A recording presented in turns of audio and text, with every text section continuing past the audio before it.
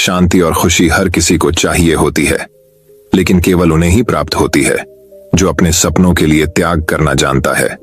केवल वही लोग सफल हो पाते हैं जो अच्छाई और सत्य के रास्ते पर चलकर, कोई गलती ना करके, केवल अपने लक्ष्य के बारे में हर वक्त चिंतन करते रहते हैं। ऐसी सीख गौतम बुद्ध ने कई सालों पहले उस वक्त की पीढ़ी को क्यों दी थी? इसके पीछे का रहस्य क्या है? आज इसी रहस्य के बारे में हम गौतम बुद्ध की कहानियों के माध्यम से जानेंगे। तो बिना देर किए चलिए उन कहानियों की शुरुआत करते हैं। पहली कहानी दोस्तों, कई लोगों का कहना होता है कि अगर उनकी परिस्थिति अच्छी होती तो वह जीवन में बड़ा मुकाम हासिल कर लेते। लेकिन क्या उनके गरीब रहने के पीछे की सच्चाई यही होती है? यही आज हम एक कहानी के माध्यम से जानेंगे। दोस्तों, बहुत समय पहले की बात है। पुराने गुरुकुल में एक सुबह एक गुरु अपने शिष्यों को प्रवचन दे रहे थे। वो शिष्यों से कह रहे थे कि जब कभी भी आप शांत मन से बैठकर सोचेंगे तो आप यह महसूस करेंगे कि ये ब्रह्मांड, ये प्रकृति, ये सबको समान रूप से अवसर देती है। या हर एक के लिए अपार संभावनाएं हैं, अथाह भंडार है जो जितना चाहे ले सकता है।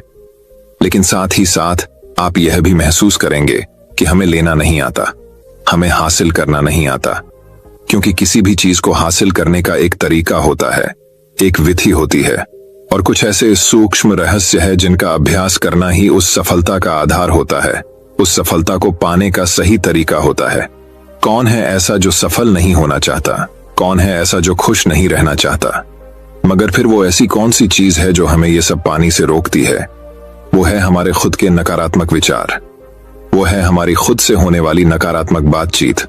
और हमारा मन खुद ही ऐसे विचार पैदा करता रहता है जो हमारे आत्मविश्वास को कमजोर बना देता है और हमें विश्वास दिला देता है कि हम उस सफलता के लायक नहीं। और यही वह सूक्ष्म रहस्य है, अपने मन में चल रहे विचारों को एक सही दिशा देना, उन्हें नकारात्मक से सकारात्मक की ओर मोड़ना, खुद से की जाने वाली मानसिक बातचीत को सही करना और खुद पर विश्वास करना।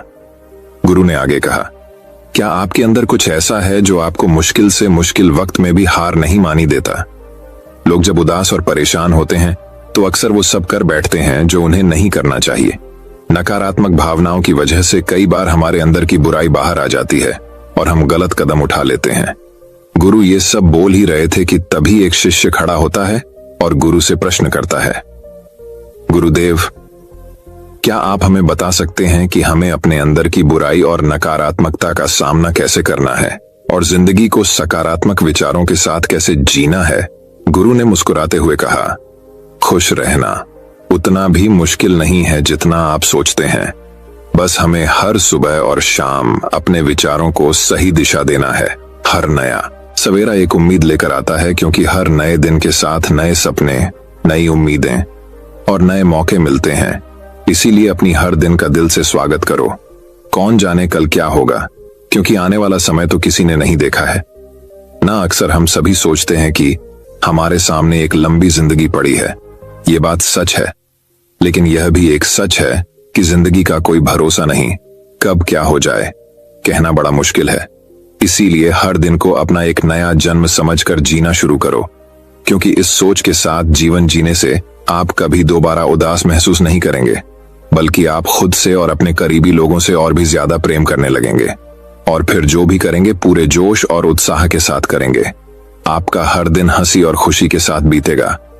गुरु ने आगे कहा, अगर आप सफलता चाहते हैं तो आपको कुछ समझौते भी करने पड़ेंगे।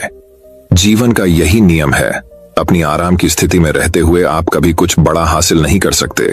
जीवन में बदलाव लाकर ही आप उसे एक नई दिशा दे सकते हैं। इसीलिए हर बदलाव का खुले मन से, खुले दिल से स्वागत करो। जो लोग समय के साथ बदलना सीख जाते हैं, सफलता भी उन्हीं को मिलती है। अगर आपको लगता है कि आपकी जिंदगी में बहुत मुश्किलें हैं और आप परेशान हो चुके हैं, तो आपको मुश्किलों का सामना करने के प्रति अपने नजरिए को बदलना होगा, अपने सोचने के तरीके को भी बदलना होगा। चाहे कोई सा भी बदलाव आए और वहीं कितना ही मुश्किल क्यों ना लगे, आप बस उसका सामना कीजिए। आपको शायद नहीं पता, पर आप अपनी सोच से कहीं ज्यादा मजबूत है और आपकी जिंदगी में जितनी मुश्किलें आएंगी, आप उतने ही मजबूत होते चले जाएंगे, क्योंकि हर मुश्किल एक नया अनुभव, एक नया सबक देकर जाती है। और फिर आपको सफल होने से कोई नहीं रोक पाएगा और आपकी जिंदगी खुशियों और कामयाबियों से भर जाएगी। बुरे काम करके ये मत सोचो कि अब आपके साथ कुछ अच्छा होगा। अगर जिंदगी में सब कुछ अच्छा चाहिए तो फिर अच्छा ही सोचना होगा और अच्छा ही करना होगा, तभी आप पर इस ब्रह्मांड की मेहरबानी होगी। इसीलिए अपनी सोच और अपने कर्म पर सही नियंत्रण रखो। हम दुनिया को किस नजर से देखते हैं, यह काफी हद तक हमारी अपनी सोच पर निर्भर करता है। एक नकारात्मक मानसिकता वाले व्यक्ति को दुनिया में सिर्फ बुरा ही बुरा दिखता है, जबकि सकारात्मक सोच हमें जीवन के उन चीजों की अहमियत करवाती है जो अभी हमारे पास है और उस ब्रह्मांडीय शक्ति की कृपा से हमें मिली है। गुरु ने आगे कहा, अपने मन को शांत रखना सीखो। दिन भर की भाग दौड़ के बीच खुद को शांत रखने का कोई तो तरीका सीखो। एक शांत मन के साथ हमें अपने अंतरात्मा में झांकने का मौका मिलता है और हम खुद से ही सवाल जवाब करते हैं, जैसे कि मैं कौन हूं, मेरे जीवन का उद्देश्य क्या है, क्या मैं एक अच्छा इंसान हूं, क्या मैं एक अच्छा पिता या पति हूं, या क्या मैं एक अच्छा बच्चा हूं। आप जितनी गहराई से अपने अंदर झांकेंगे उतना ही ज्यादा खुद को जान जाएंगे। आप अपने आसपास की चीजों को समझने लगेंगे, लोगों का स्वभाव और उनको समझने लगेंगे।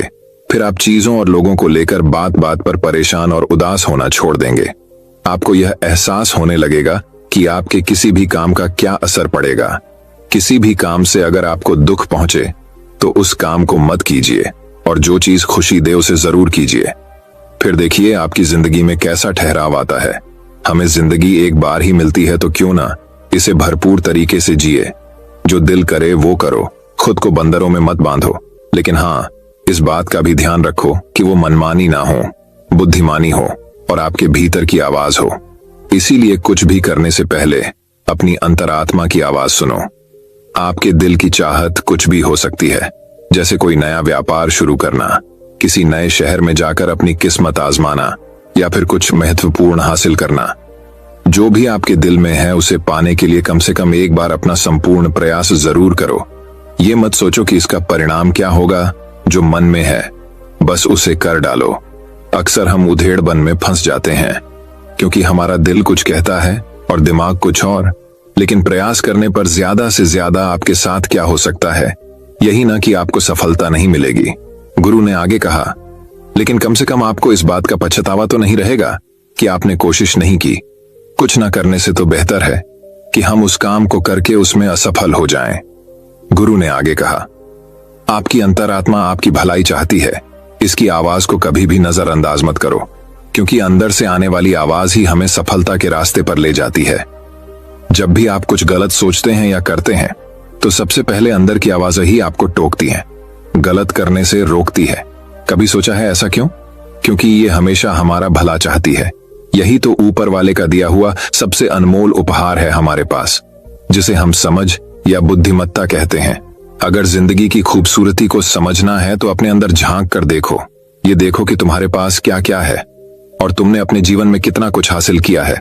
जिंदगी की सुंदरता को आप केवल तभी महसूस कर पाएंगे जब आप धन्यवाद के भाव से भरे रहेंगे, बजाय यह सोचकर दुखी होने के कि हमारे पास क्या नहीं है। यह सोचकर खुश रहो कि हमारे पास कितना कुछ है और इसी संतोष की भावना और शांत मन के साथ अपना प्रयास जारी रखो। इतना कहने के बाद गुरु कुछ देर के लिए मौन रहे और फिर कहना शुरू किया, क्या आप जानते हैं शब्द तलवार से ज्यादा ताकतवर होते हैं, इसीलिए शब्दों का उपयोग सोच समझकर करना होता है। ऐसी बात करने से बचो जो किसी दूसरे को बुरी लगे। साफ और स्पष्ट राय रखना अच्छी बात है, लेकिन किसी को ऐसी बात मत बोलो जो उसे अंदर तक चुभ जाए। सच भी तो सभ्यता के साथ कहा जा सकता है ना।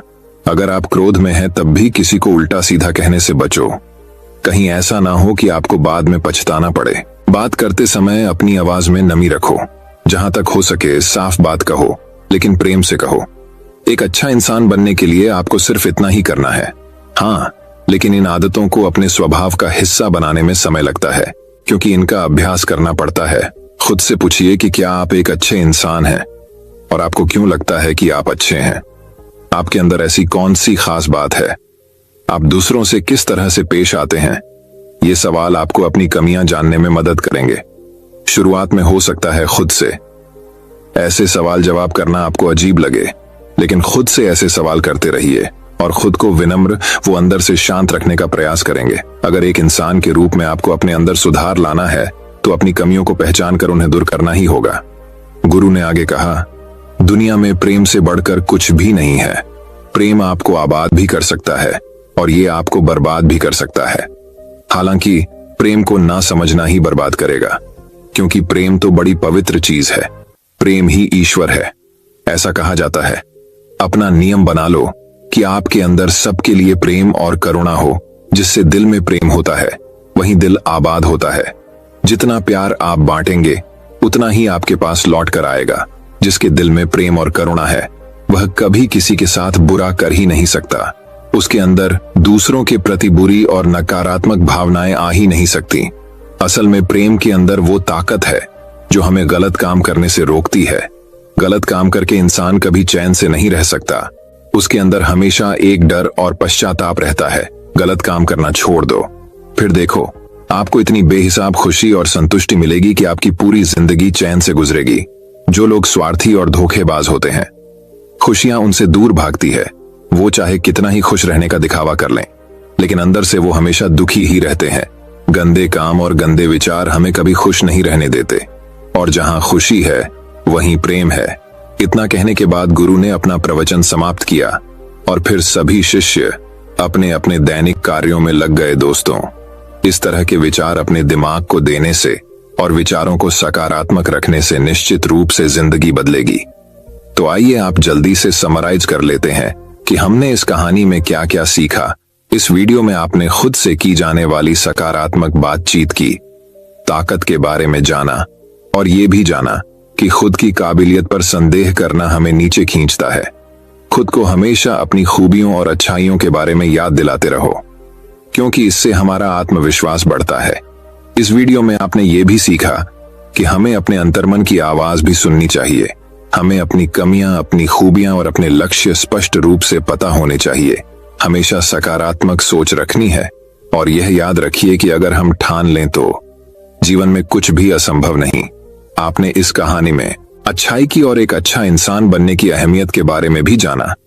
असल में अच्छा होना सफल होने से भी ज्यादा जरूरी है।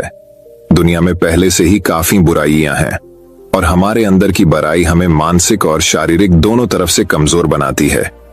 इसीलिए जितना हो सके अपने मन और विचार दोनों पवित्र रखो। अच्छा सोचो, अच्छा करो और अपने अंदर की बुराई को सिर पर मत उठने दो। ये सब करना हमारे ऊपर ही तो है। जहां भी जाओ लोगों का भला करने का प्रयास करो, क्योंकि इससे जो खुशी मिलती है वो कभी फीकी नहीं पड़ती। इस दुनिया में अच्छे लोगों की बेहद कमी है, इसलिए जितना हो सके अच्छा सोचो और अच्छा करो। तो फिर देर किस बात की है, आज और अभी से अपने सपने पूरे करने में जुट जाओ। तो दोस्तों, अब चलिए हमारी दूसरी कहानी की शुरुआत करते हैं। दूसरी कहानी। दोस्तों, इस दुनिया में कई लोग ऐसे हैं जिन्हें दान देना बिल्कुल पसंद नहीं होता। वह अपनी कंजूसी और लालच को अपने दान और पुण्य कार्य के बीच लाते हैं। दोस्तों, आज की इस कहानी में लोगों की मदद से हमारा कितना फायदा हो सकता है, इस बारे में बताया गया है। वही कहानी की शुरुआत कुछ इस प्रकार होती है। बात बहुत समय पहले की है। एक गांव में रामलाल नाम का एक लोहार रहता था। उसके परिवार में उसकी पत्नी और एक प्यारी सी बेटी थी जिसका नाम कोमल था। रामलाल बहुत ही मेहनती व्यक्ति था। एक दिन की बात है, रामलाल ने सुबह सुबह अपनी पत्नी को बोला कि कुछ रोटी बना दो, मुझे दुकान में कुछ सामान लाना है तो आज शहर जाना होगा। शहर से लौटने में रात हो जाएगी। उसकी पत्नी ने रामलाल के लिए रोटी बना दी। उसके बाद रामलाल अपनी बेटी कोमल से पूछता है, मैं शहर जा रहा हूं, क्या तुम्हें कुछ चाहिए? उसकी बेटी ने उसे एक गुड़िया लाने को बोला। उसके बाद रामलाल शहर के लिए घर से निकल जाता है। शहर जाने के रास्ते में एक घना जंगल पड़ता है। वही उस जंगल में जंगली जानवर होते हैं। रामलाल जंगल पार करने के लिए तेज चलता हुआ जाता रहता है। तभी उसे एक बाबा पेड़ के नीचे बैठा मिलते हैं। रामलाल भी थका हुआ होता है। वह बाबा के पास जाकर बैठ जाता है और पूछता है, बाबा, आप इस घने जंगल में आराम से कैसे बैठे हैं? बाबा बोले, बेटा, रामलाल मैं तुम्हारी ही राह देख रहा था। मुझे भूख लगी है। अगर तुम्हारे पास कुछ खाने को तो मुझे दे दो। रामलाल बाबा को अपने थैले से कुछ रोटी निकाल कर दे देता है और बाबा से पूछता है, आप कौन हो बाबा, और आपको मेरा नाम कैसे मालूम है? बाबा ने रामलाला को बोला, मुझे और रोटी चाहिए, क्या तुम मुझे और रोटी दे सकते हो? रामलाल ने थैले से बची रोटी को भी निकालकर बाबा को दे देता है। रोटी खाने के बाद बाबा रामलाल को धन्यवाद देते हैं और बोलते हैं, बेटा, मैंने तो तुम्हारी सारी रोटियां तो मैंने खा ली, अब तुम क्या खाओगे? रामलाल बोलता है, बाबा, मैं शहर जा रहा हूं, वहां मैं किसी दुकान से कुछ लेकर खा लूंगा। मुझे खुशी है कि आपका पेट मेरी रोटी से भर गया। ये बोलकर बाबा से रामलाल जाने की अनुमति लेता है। बाबा रामलाल को एक हथौड़ा देते हैं और बोलते हैं, तुम इसे संभल कर रखना, ये मेरे गुरु ने मुझे दिया था। तुमने मेरा पेट भरा है तो मैं तुम्हें खाली हाथ नहीं जाने दे सकता। रामलाल बोलता है, बाबा मैं एक लोहार हूं और मेरे पास पहले से बहुत सारे हथौड़े हैं, मुझे इसकी जरूरत नहीं है और मैं अभी शहर जा रहा हूं, इसे लेकर कहां कहां जाऊंगा। बाबा ने बोला, ठीक है, मैं इसे तुम्हारे घर मैं कबाड़ के पीछे रख दूंगा, जब तुम शहर से लौटना तो वहां से ले लेना। ये बोलकर बाबा उसके पास से गायब हो गए। रामलाल इधर उधर देखा पर उसे बाबा नहीं दिखे। रामलाल को भी देर हो रही थी, इसलिए वह इस बारे में ज्यादा कुछ नहीं सोच पाता और शहर के रास्ता जाने लगता है। शहर पहुंचकर रामलाल अपनी जरूरत की सभी चीजें खरीद लेता है और अपनी बेटी के लिए गुड़िया भी ले लेता है। फिर भी रामलाल के पास अभी काफी पैसे बचे होते हैं, इसलिए वह सोचता है पत्नी के लिए साड़ी भी ले, वह भी खुश हो जाएगी। यह सोचने के बाद बहुत ही सुंदर साड़ी ले लेता है। रामलाल कुछ खाना चाहता था पर उसका पेट उसे बिल्कुल भरा लग रहा था, जैसे कि उसने अभी अभी कुछ खाया हो। रामलाल शहर में अपना सारा काम खत्म कर घर के लिए चल देता है। रामलाल घने जंगल से जब गुजरता रहता है तो उसे बाबा की याद आती है। वह सोचता रहता है, आखिर वह बाबा कौन थे, वह मुझे कैसे जानते थे। यही सोचते हुए वह अपने गांव भी पहुंच जाता है। घर पहुंचने में रामलाल को काफी देर हो जाता है। जब वह घर के नजदीक पहुंचता है तो उसे भूख का एहसास होता है। वह घर के अंदर जाते ही देखता है कि कबाड़ के पीछे हथौड़ा रखा हुआ है। उसे देखकर वह मुस्कुराता है और अपनी पत्नी और बेटी के लिए लाए उपहार उन्हें दे देता है। वह अपनी पत्नी को बोलता है, मुझे खाने को जल्दी खाना दो, भूख लगी है। उसकी पत्नी रामलाल को खाना परोसती है और रामलाल बहुत ही आनंद लेकर भोजन करता है। सुबह जब वह अपना दुकान पहुंचता है, उस हथौड़े को अपने साथ ले जाता है। रामलाल जो भी बनाने के लिए सोचता है, उस हथौड़े को बस एक बार मारता है, हथौड़ा सामान बना देता है। रामलाल बहुत ही आश्चर्य होकर हथौड़े को देखता है। पूरे गांव के लोगों को रामलाल के जादुई हथौड़े के बारे में मालूम हो जाता है। रामलाल की दुकान पर ही सारे गांव वाले आने लगते हैं, बर्तन हो या खेत में काम करने वाला कोई भी सामान रामलाल के हथौड़े से मिनटों में बनकर मिल जाता है। एक दिन गांव के मुखिया ने रामलाल को बुलवाया और बोला, रामलाल क्या तुम सामने वाला पहाड़ तोड़ सकते हो? इस पहाड़ के वजह से शहर जाने में लोगों को ज्यादा तकलीफ होती है, जिसके कारण जंगल के रास्ते जाना होता है। पहाड़ तोड़कर शहर जाने का रास्ता यहां से अगर बन जाए तो बहुत ही अच्छी बात होगी। रामलाल मुखिया को बोलता है, मैं देखता हूं। जैसे ही रामलाल ने एक हथौड़ा पहाड़ पर मारा, वह पूरा टूट कर बिखर गया। गांव के सभी लोगों ने उस मलबे को वहां से हटाकर सारे गांव के लोगों ने वहां पानी डालकर बहुत ही सुंदर रास्ता बना दिया। रामलाल की चर्चा आसपास के सभी गांव में भी होने लगी। एक दिन रामलाल ने सोचा, इस हथौड़े से मेरा क्या फायदा है, इससे तो लोगों को फायदा होता है, उनकी चीजें झटपट बनकर उन्हें मिल जाती है। ऐसा सोचकर रामलाल अगली सुबह ही बाबा को ढूंढने जंगल पहुंच जाता है। उसे वह बाबा उसी पेड़ के नीचे बैठे मिलते हैं। रामलाल बाबा को देखते ही जो वह सोच रहा था उसे क्या फायदा, उस हथौड़े से ऐसा बाबा को बोलता है। बाबा उस पर हंसने लगे और बोले, तुम इस हथौड़े से बहुत कुछ कर सकते हो, अपनी बुद्धि लगाओ। रामलाल अपनी दुकान में जाता है और बाजार में मिलने वाले सारे बर्तन और खेत में काम आने वाले सामान औजार, उसके पास जितना भी लोहा था, उन सब का कुछ न कुछ बना दिया। जिसके बाद वह नया दुकान खोलकर बैठ जाता है। बाजार से कम पैसे में चीजें बेचने लगता है। धीरे धीरे वह शहर में भी एक बहुत बड़ी दुकान खोल लेता है और बहुत ही धनी आदमी बन जाता है। रामलाल ने अपनी बुद्धि लगाई, पर बाबा के कहने पर दोस्तों, ये कहानी हमें यह शिक्षा प्रदान करती है कि अगर हम किसी की मदद पूरे दिल से करें, तब आपको भी उसका कोई न कोई फल जरूर मिलता है। मन में लोगों के प्रति अच्छा भाव रख हमें लोगों की और अपना मदद का हाथ उठाना चाहिए। अगर हमारे पास देने को बहुत हो तो मदद करने में हमें कंजूसी नहीं करनी चाहिए। जो लोग कंजूसी न कर लोगों की सेवा करते हैं, ऐसे व्यक्ति को ही ईश्वर बहुत सारी चीजें प्रदान करते हैं। तो दोस्तों, अब चलिए हमारी तीसरी कहानी की शुरुआत करते हैं। तीसरी कहानी, वही दोस्तों। दूसरी कहानी हमें जीवन में खुशी और सुख कैसे मिलेगा इस पर आधारित है। उस कहानी की शुरुआत कुछ इस प्रकार शुरू होती है। शीतल नगर के मंत्री माधव हमेशा से ही अपने नायाब तरीकों से जवाब देने के लिए जाने जाते थे। उनसे कोई भी सवाल पूछा जाए तो वह हमेशा एक अलग अंदाज के साथ जवाब देते थे, चाहे वो सवाल क्यों ना उनकी मनपसंद मिठाई का हो। इस कहानी, एक बार की बात है, सर्दियों का मौसम था। एक दोपहर महाराज चंद्रसेन, राजपुरोहित और माधव महल के बागीचे में टहल रहे थे और धूप का आनंद ले रहे थे। महाराज बोले, इस बार बहुत गजब की ठंड पड़ रही है। सालों बाद ऐसी ठंड नहीं पड़ी। ये मौसम तो भरपूर खाने और सेहत बनाने का है। क्यों राजपुरोहित जी, क्या कहते हैं? राजपुरोहित ने जवाब दिया, बिल्कुल सही कह रहे हैं महाराज। आप इस मौसम में मीठा खाना काफी लाभदायक होता है। जैसे ढेर सारे सूखे मेवे, फल और मिठाइयां खाने का मजा ही अलग होता है। मिठाइयों का नाम सुनकर महाराज बोले, यह तो बिल्कुल सही कह रहे हैं आप। वैसे ठंड में कौन कौन सी मिठाइयां खाई जाती हैं? राजपुरोहित बोले, महाराज सूखे मेवों की बनी ढेर सारी मिठाइयां जैसे काजू कतली, बर्फी, हलवा, गुलाब जामुन, ये हमारे शरीर को गर्म रखने में काफी मदद करती है ताकि हमें ठंड छू ना सके। ऐसी और भी कई मिठाइयां हैं जो हम ठंड में खा सकते हैं। यह सुनकर महाराज हंसने लगे और माधव की तरफ मुड़कर बोले, आप बताइए माधव, आपको ठंड में कौन सी मिठाई पसंद है?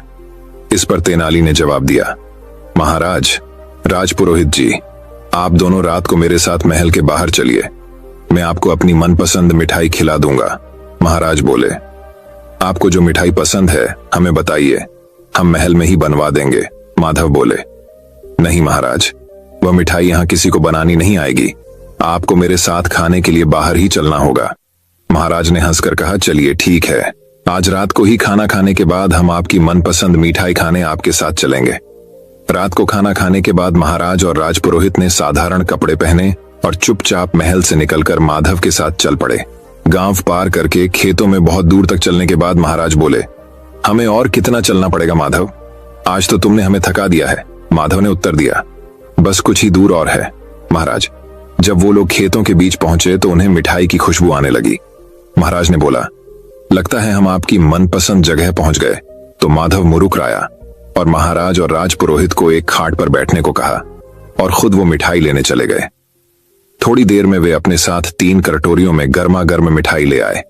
जैसे ही महाराज ने उस मिठाई को चखा, उनके मुंह से वाह के अलावा और कुछ नहीं निकला। महाराज और राजपुरोहित एक बार में ही पूरी मिठाई छट कर गए। इसके बाद दोनों ने माधव से कहा, मजा आ गया। क्या थी ये मिठाई? हमने ये पहले कभी नहीं खाई है। महाराज की बात पर माधव मुस्कुराए और बोले, महाराज, ये गुड़ था। यहाँ आसपास गन्नों का खेत है और किसान उसी से यहाँ रात को गुड़ बनाते हैं। मुझे यहाँ आकर गर्मा गर्म गुड़ खाना बहुत पसंद है।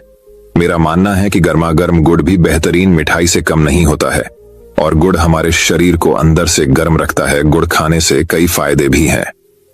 महाराज ने माधव की बातें सुनने के बाद उससे कहा, मुझे तो यकीन ही नहीं हुआ कि हम गुड़ खा रहे थे। इसी बात पर हमारे लिए एक कटोरी मिठाई और ले आइए। इसके बाद तीनों ने एक एक कटोरी गुड़ और खाई और फिर महल को लौट गए। इस कहानी से हमें यह शिक्षा मिलती है, हमें छोटी छोटी चीजों में भी वो खुशियां मिल सकती है जो कई पैसे खर्च करने पर भी नहीं मिलती। सिर्फ फर्क हमारे सोचने का है। अगर हम अपनी सोच बदलें तो हम अपने जीवन में किसी भी परिस्थितियों में खुश रह सकते हैं। मनुष्य अगर खुश रहे तो जीवन के किसी भी पड़ाव पर वह बीमार नहीं पड़ सकता। खुश रहना अपने आप में एक थेरेपी का काम करती है जो सभी मौसम में आपको तंदुरुस्त रखता है। तो दोस्तों, अब चलिए हमारी चौथी कहानी की शुरुआत करते हैं। चौथी कहानी, जीवन के विभिन्न पक्ष। प्राचीन ग्रंथ कहते हैं कि हम सब इस विशाल जीवन सागर में सीपियों की तरह तैर रहे हैं। यद्यपि सब समान चेतना से जन्मे हैं, लेकिन कोई भी 2 जीवन एक जैसे नहीं हैं। हम सबके जीवन कितने भी अलग हों, सब एक दूसरे पर आश्रित हैं और सबसे कुछ न कुछ सीखा जा सकता है। जीवन के सभी पक्षों को समझने के लिए 5 दिन निकालें, ज्यादा नहीं, बस 5 दिन, एक पूरा दिन, सुबह से शाम तक किसी किसान के साथ बिताएं। उसके साथ सुबह जल्दी खेत में जाएं और देखें कि वह सारा दिन क्या करता है। आप वातावरण और भोजन के प्रति संवेदनशील हो जाएंगे। विश्व में भोजन का 1/3 हिस्सा बर्बाद किया जाता है और फेंक दिया जाता है। किसान के साथ पूरा दिन व्यतीत करने से आपको पता चलेगा कि भोजन उत्पन्न करने के लिए कितनी अधिक मेहनत और कितने संसाधनों का प्रयोग होता है। तब आप भोजन फेंकने से पहले 2 बार अवश्य सोचेंगे। एक दिन जेल में बिताएं, परंतु बिना कोई अपराध किए। आपको अनुभव होगा कि जिन लोगों के ऊपर अपराधी का तमगा लगाकर जेल में डाल दिया गया है, वे परिस्थितिवश या अज्ञानतावश वहां पहुंचे हैं। जब क्रोध व्यक्ति को जकड़ लेता है तो उसका अपने पर कोई नियंत्रण नहीं रहता। यदि आप सबसे खतरनाक अपराधी से मिलोगे तो वह भी यही कहेगा, मैंने ऐसा नहीं किया, मुझे कुछ हो गया था और मुझसे यह हो गया। यह स्पष्ट हो जाएगा कि प्रत्येक अपराधी के भीतर एक पीड़ित होता है जो सहायता की पुकार कर रहा है। आपके हृदय में करुणा जाग जाएगी। यदि आपके दिल में किसी के लिए घृणा है तो वह भी समाप्त हो जाएगी। तीसरे दिन एक विद्यालय के अध्यापक बन जाए, तब आपको पता चलेगा कि गुरु की आवश्यकता क्या है। जीवन में आप जहां कहीं भी होते हो वहां बहुत से लोगों की आप सहायता कर सकते हैं और मार्गदर्शन कर सकते हैं। यह भीतर गहराई से संतोष प्रदान करता है। ऐसा नहीं है कि जिनके लंबे बाल और दाढ़ी हो वही गुरु हो सकते हैं। हर कोई कम से कम कुछ लोगों के लिए तो गुरु हो ही सकता है। आपको अध्यापक बनने के लिए किसी विशेष कौशल की आवश्यकता नहीं है, इसके लिए बस करुणा की आवश्यकता है। अध्यापक होने के नाते आप लोगों में करुणा का संचार कर सकते हैं। मुझे कुछ नहीं चाहिए, बस मेरे छात्र उन्नति करें। ऐसा निस्वार्थ प्रेम आपके जीवन में आ जाएगा। चौथा दिन किसी मानसिक चिकित्सा संस्थान में बिताएं। पागल खाने में आपको कोई भी कुछ कहे, आपको कोई भी नाम लेकर बुलाए, आप इसका बुरा नहीं मानोगे। एक दिन जब आप ऐसी जगह पर व्यतीत करोगे जहां आपको कोई भी कुछ भी कहे, तब आपके अंदर यह हिम्मत आ जाएगी कि आप बिना उत्तेजित हुए किसी भी प्रकार की आलोचना सह लेंगे। न केवल बिना उत्तेजित हुए किसी भी प्रकार की आलोचना सह लेंगे, बल्कि जो लोग आपकी आलोचना कर रहे हैं उनके प्रति आपके मन में सहानुभूति भर जाएगी। हम छोटी छोटी बातों पर उत्तेजित हो जाते हैं। वह मेरे बारे में क्या सोचेगा, हम यह सब सोचकर हिल जाते हैं और एकदम अपनी प्रतिक्रिया दे बैठते हैं। आपके अंदर आलोचना करने और आलोचना सहने दोनों की शक्ति होनी चाहिए। यदि हम अपने बच्चों को यह सिखाएंगे तब वह समाज के मजबूत व स्थिर सदस्य बन पाएंगे। एक दिन किसी कब्रिस्तान या श्मशान में बिताएं। आपको इस जीवन के अस्थायित्व का बहुत निकट से और बहुत गहरा अनुभव होगा। आपकी जो भी शिकायतें हैं सब समाप्त हो जाएंगी।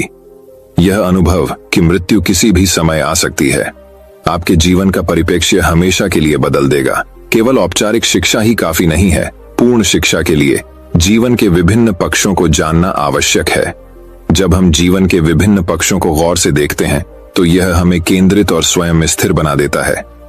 तो दोस्तों, अब चलिए हमारी 5वीं कहानी की शुरुआत करते हैं। 5वीं कहानी, शांति। सर्वोच्च उपचार। भारतीय लोकाचार में शांति के 3 स्तर माने गए हैं। पहली शांति है आंतरिक मन की, दूसरी शांति है हमारे निकटस्थ वातावरण, हमारे परिवार, मित्रों और समुदाय में, तीसरी शांति है दुनिया में, राष्ट्रों के बीच। आंतरिक शांति समुदायों और परिवारों में शांति की नींव होती है। मानवता की भलाई के कार्य करने के लिए आवश्यक साहस और आत्मविश्वास के लिए मन की शांति आवश्यक है। जैसे जैसे मानवता कोविड-19 महामारी के आघात से जूझ रही है, वैसे वैसे वे लोग भी अपने जीवन में शांति की तलाश करने लगे हैं जो सामान्य रूप से शांति की परवाह नहीं करते। अफगानिस्तान, इथियोपिया, दक्षिण सूडान, सीरिया, यमन और दुनिया के अन्य हिस्सों में मानवीय संकट ने आज मानवता के सामने आने वाली बहुआयामी चुनौतियों की जटिलता को और बढ़ा दिया है। अज्ञानता, चरमपंथी विचारधाराओं और गलत सूचनाओं के अभिशाप का मुकाबला करना समय की मांग है।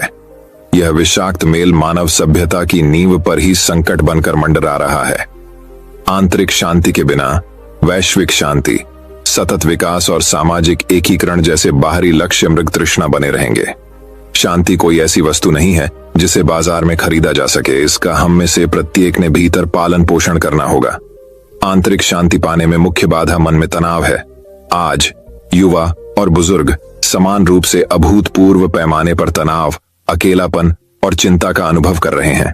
अवसाद और मानसिक स्वास्थ्य एक वैश्विक चिंता बन गए हैं, दुर्भाग्य से न तो घर पर और न ही विद्यालय में।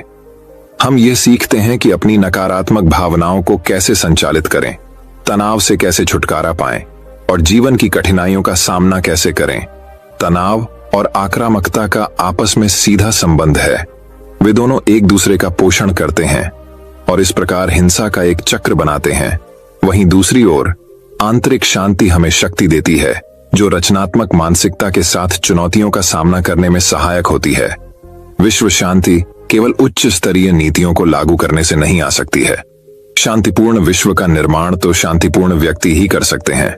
आंतरिक शांति वाला व्यक्ति अपने संपर्क में आने वालों पर सकारात्मक, प्रभाव डालने में सक्षम होता है और इस प्रकार समाज में शांति स्थापित करता है। एक व्याकुल मन समाधान नहीं खोज सकता, यह अपने ही भार में झुक जाता है और समस्या को और जटिल बना देता है। इस कठिन समय में आंतरिक शांति पहले से कहीं अधिक महत्वपूर्ण हो गई है। हमें अपनी समस्याओं को चुनौतियों के रूप में देखने और उन्हें अवसरों में बदलने की ऊर्जा और ज्ञान होना चाहिए। शायद यह प्रतिरोध क्षमता और ज्ञान ही है जिसने जीवन को विकसित किया और उसे पृथ्वी पर सबसे कठिन परिस्थितियों पर विजय प्राप्त करने में सक्षम बनाया है। दुनिया भर की संस्कृति ऐसे लोगों के उदाहरणों से भरी पड़ी है जिन्होंने समाज के भलाई के लिए संकट को अवसरों में बदल दिया। अब जबकि मानवता पुनः परिवर्तन और रूपांतरण के चौराहे पर है, हमें प्रत्येक व्यक्ति के भीतर शांति का आह्वान करने की आवश्यकता है, जो हमें वर्तमान संकट को साहस, आत्मविश्वास और करुणा के साथ पार करने में सहायक होगी। आंतरिक शांति ही वह आधार है जिस पर हम दुनिया में सुधार और राहत के लिए आवश्यक शक्ति और प्रतिबद्धता को पा सकते हैं। दोस्तों, मैं उम्मीद करता हूं कि यह कहानी सुनने से आपके जीवन में अच्छे बदलाव आए होंगे।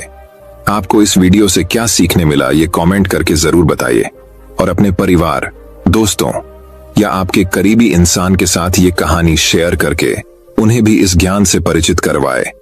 बाकी अगर आपको ये वीडियो दिल से अच्छी लगी हो तभी इस वीडियो को लाइक कर देना और आपने अब तक इस चैनल को सब्सक्राइब न किया हो तो चैनल को सब्सक्राइब भी जरूर कर देना। आपका हर दिन शुभ हो और खुशियों से आपका जीवन भरा रहे। धन्यवाद। नमो बुद्धाय।